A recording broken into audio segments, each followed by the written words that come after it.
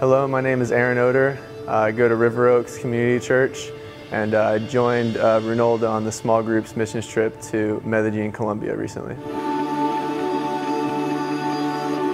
We went there and we're working with the street kids. They have a farm there outside of Medellin.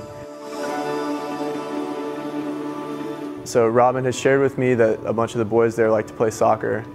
I was born and raised in Winston-Salem, and I grew up in the sport and have a lot of connections in the soccer community.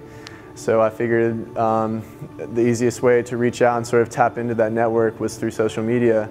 So I just put out a Facebook post, just sort of, kind of quick and brief, explaining the trip that we were going on, and just requested some soccer gear, and the outpouring of support was incredible.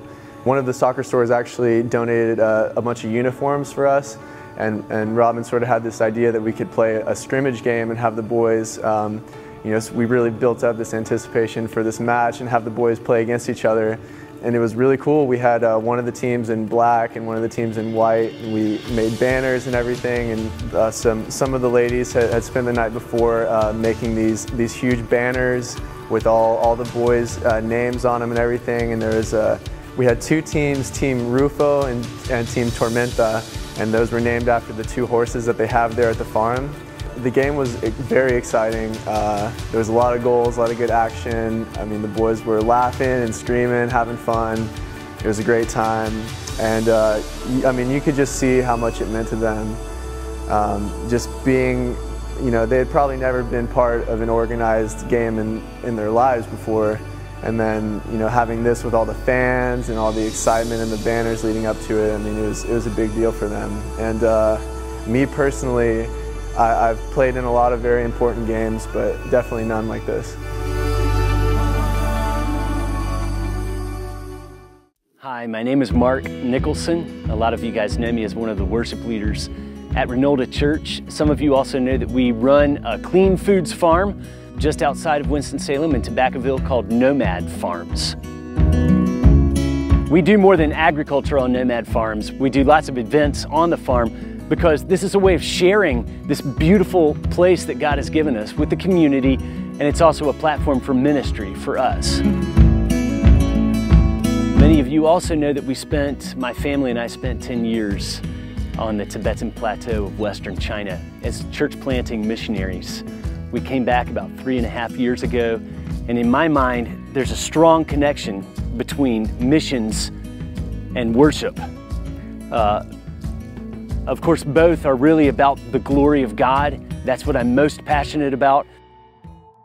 What many people don't know about me is that in the last couple of years, I've started working as the executive director of Passion Life Ministries. Passion Life is a pro-life missions initiative. We go to the places in the world where abortion and infanticide, gendercide are most common and most concentrated, and use that area of felt need as a platform for sharing the gospel.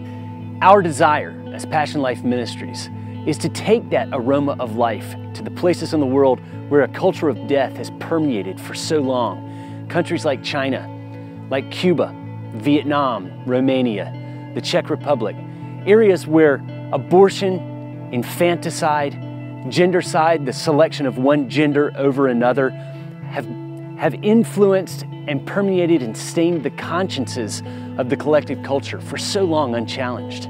We recruit and equip teams to go into those areas and to work with pastors, leaders in the church, to train them in the theology of life. What does the Bible say about God's heart for human life and its value? What does the Bible say about our responsibility to protect human life and to stand against the shedding of innocent blood? We also train and bring in counselors to those areas to work with women, men, families who have made the difficult decision to terminate their pregnancies and are dealing with the long-term consequences spiritually, emotionally, physically. Working in partnership with the local church, we also train volunteers to be able to staff pregnancy help ministry clinics. We have story after glorious story of ways that God has used Passion Life and Passion Life volunteers to save lives, to save babies, to save families, to save marriages. When that happens, it's not just the Passion Life volunteers or the Passion Life missionaries.